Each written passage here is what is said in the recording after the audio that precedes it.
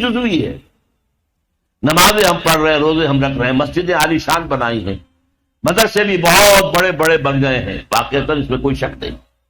لیکن سوال یہ ہے کہ اوپر جو چھت ہے وہ تو کافرانہ ہے، قانون تو اللہ کا نہیں ہے، کتاب و سنت کے احکام تو نافذ نہیں ہے. ہاں نماز ہے، روزہ ہے، حج ہے، زکوٰۃ ہے. تو نماز اور روزہ تو ہندوستان میں بھی ہو رہا ہے. وہ تو چند ایک مسجدیں ہیں جنہیں وہ تاریخی اعتبار سے کہتے ہیں کہ یہ ہمارے مندر ہوتے تھے جنہیں مسجد بنایا گیا، ورنہ وہاں پر ہزاروں لاکھوں مسجدیں ہیں، آباد ہیں، لوگ نمازیں پڑھتے ہیں، کوئی روکتا ہے انہیں؟ ہم نے یہ ملک بنایا تھا کہ یہاں اسلام کا نظام قائم کریں گے. نماز تو آپ امریکہ میں جا کر پڑھیے، امریکہ کو کوئی اعتراض ہی نہیں. You have come here, you have purchased synagogues and churches and you have turned them into mosques. ہم نے کوئی اعتراض نہیں کیا.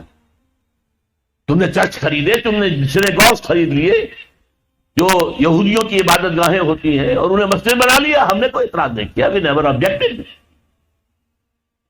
لیکن تم کہو کہ اسلام کا نظام ہم قائم کریں گے، نہیں کرنے دیں گے تمہیں کبھی بھی. تم چاہو کہ تم اسلام کا معاشی نظام قائم کرو، کبھی اجازت نہیں دیں گے. تم چاہو کہ اسلام کی معاشرتی اقدار کو تم قائم کرو، کبھی نہیں کرنے دیں گے. یہ ہے اس وقت جو ہمارے ساتھ پیش آ رہا ہے معاملہ. پورا مغرب اس پر اڑا ہوا ہے، اسلامی نظام کہیں نہیں آنے دیں گے. ہاں نمازیں پڑھو، ہمیں کوئی اعتراض نہیں. روزے رکھو، تم روزے 30 کی بجائے 100 رکھو، ہمارا کیا لیتے ہو؟ تمہاری کمزوری ہو جائے گی. ہم تو تمہیں لیبر اسی وقت دیں گے جب پورے 8 گھنٹے کام کرو گے ڈٹ کر، اس میں کوئی رعایت نہیں کریں گے تمہارے ساتھ. بہرحال سوال یہ ہے کہ میں کیا کروں، کوئی راستہ ہے؟ دیکھیے کنویں میں، اب آج کل تو وہ کنویں اس طرح کے ہیں نہیں، دیہات میں تو ہے. کنویں میں کتا گر گیا، بلی گر گئی، مردار ہے کنویں کے اندر، کنویں کا پانی حرام ہو گیا، نجس ہو گیا. لیکن آخر کو راستہ تو ہے نا بھائی. اتنا پہلے تو اس کتے کو یا اس بلی کی لاش کو نکال کے باہر پھینکو، اور پھر اتنے ڈول اور نکال کر باہر پھینک دو، پھر وہ پانی صاف ہے. اس کا کیا نام ہے؟ کفارہ. اسی طرح رمضان کا روزہ تھا، آپ سے صبر نہیں کیا گیا، اپنی بیوی سے ہم بستری کر بیٹھے، دوپہر کے وقت روزہ ٹوٹ گیا. اب کیا ہے؟ اس کے گناہ کی کوئی بدل بھی ہے؟ ہاں ہے. 60 روزے رکھو اب متواتر پے بپے، 60 روزے. کب کفارہ ہوگا اس گناہ کا؟ تم نے فرض روزہ توڑ دیا. ہاں اگر نفلی روزہ تھا تو توڑ دیا تو صرف اس کی قضا دینی ہوگی بس. فرض روزہ اسے توڑ دیا ہے تو اس کے لیے تو 2 مہینے کے 60 روزے پے بپے رکھنے پڑے. تو اب ہم جو کفر کے تحت زندگی گزار رہے ہیں، اور اس اعتبار سے اللہ کی نگاہ میں ہم کافر ہیں. لیکن سوال یہ ہے کہ جائیں تو کہاں جائیں، کریں تو کیا کریں؟ نظام کفر کا ہے. قرآن کہتا ہے وَمَن لَّمْ يَحْكُم بِمَا أَنزَلَ اللَّهُ فَأُولَٰئِكَ هُمُ الْكَافِرُونَ.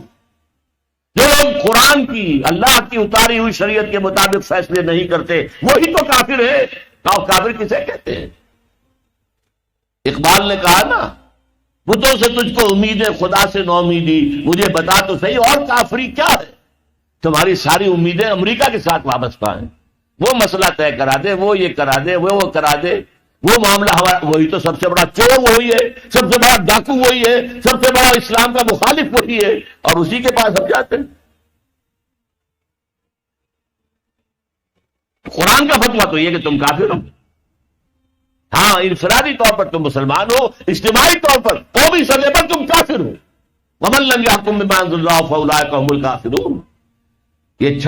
یہ 7واں رکوع ہے سورہ مائدہ کا. اور پھر فرمایا وَمَن لَّمْ يَحْكُم بِمَا أَنزَلَ اللَّهُ فَأُولَٰئِكَ هُمُ الظَّالِمُونَ. جو اللہ کے اتارے ہوئے قانون کے مطابق فیصلے نہیں کرتے وہی تو مشرک ہیں. اللہ کے حکم کو چھوڑ کے کسی اور کے حکم پر فیصلہ کر رہے ہو، اس سے بڑا شرک کیا ہوگا؟ اور تیسری مرتبہ فرمایا وَمَن لَّمْ يَحْكُم بِمَا أَنزَلَ اللَّهُ فَأُولَٰئِكَ هُمُ الْفَاسِقُونَ. وہی تو فاسق ہیں، فاجر ہیں، وہی تو سرکش ہیں، وہی تو باغی ہیں، وہی تو غدار ہیں اللہ کے، جو اللہ کی شریعت کے مطابق فیصلے نہیں کرتے. اب ان 3 آیتوں کے روح سے سمجھ لیجئے ہم کہاں کھڑے ہیں، کیا کر رہے ہیں. دیکھیے میں آپ کو ایک مثال دیتا ہوں. ہماری آبادی کا میں سمجھتا ہوں اکثریت تو وہ ہے جو نماز روزے کے لیے پابند نہیں ہے. ان چیزوں کا چرچا شہروں میں زیادہ، دیہات میں بہت کم رہ گیا، بہت کم، بہت کم. اور ہماری 70% آبادی دیہات کے اندر.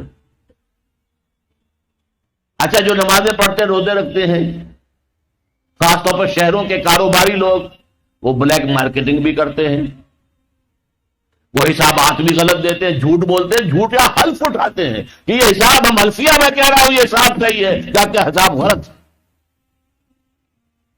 سودی کاروبار کرتے ہیں، اپنے کاروبار کو بڑھانے کے لیے سود کا قرضہ لیا ہے، سودی قرضہ لیا بینک سے، اپنی بلڈنگ بنانے کے لیے بہت بڑی قرضہ لیا ہے بینک سے.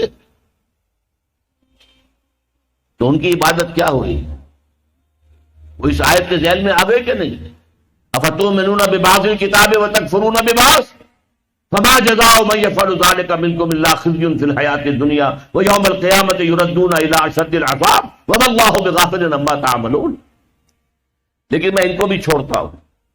فرض کیجئے ایک شخص ہے، نماز پڑھتا ہے پوری 5 وقتہ مسجد میں، رمضان کے روزے رکھتا ہے، اور بھی اللہ توفیق دیتا ہے ایام 20 کے روزے رکھ لیتا ہے، یا ہفتے میں 2 روزے رکھتا ہے، سوموار کے اور جمعرات کے وغیرہ، زکوٰۃ دیتا ہے، کاروبار بھی سارے حلال کر رہا ہے، حرام نہیں کر رہا، سود میں بھی براہ راست ملوث نہیں ہے، نہ پیسہ سود پہ اوپر بینک میں رکھ کر سود کھایا، نہ سود پر قرضہ لے کر کوئی اپنا کاروبار بڑھایا، نہ کوئی اپنا کارخانہ لگایا، نہ کوئی اپنے بلڈنگ اونچی بنائی.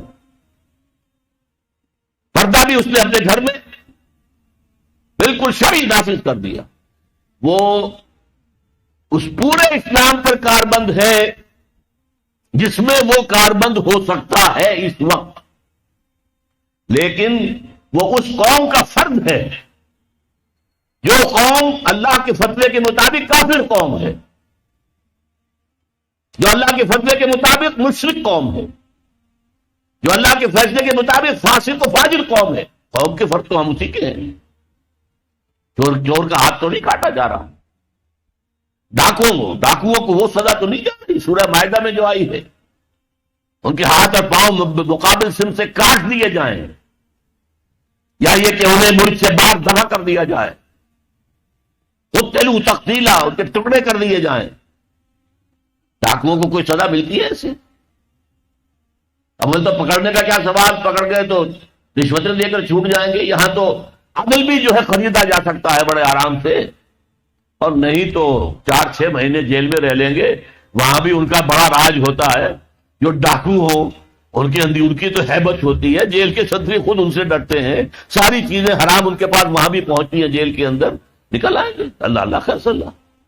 کہیں شرعی سزا دی گئی کسی ڈاکو کو یہاں؟ ابھی تو یہ بڑی بحثیں چل رہی ہیں. حدود قوانین جو بنائے گئے تھے وہ بڑی جلدی میں بنائے گئے تھے، کچھ خلا اس میں رہ گئے ہیں، لیکن اصل میں جو لوگ شور مچا رہے ہیں وہ تو وہ ہیں جو کہتے ہیں کہ یہ اسلامی سزائیں وحشیانہ ہیں. بے نظیر بھٹو کا کہنا ہے یہ وحشیانہ سزائیں ہیں، اللہ کی دی ہوئی سزائیں وحشیانہ ہے. معاذ اللہ ثم معاذ اللہ ثم معاذ اللہ، کلمہ کفر ہے.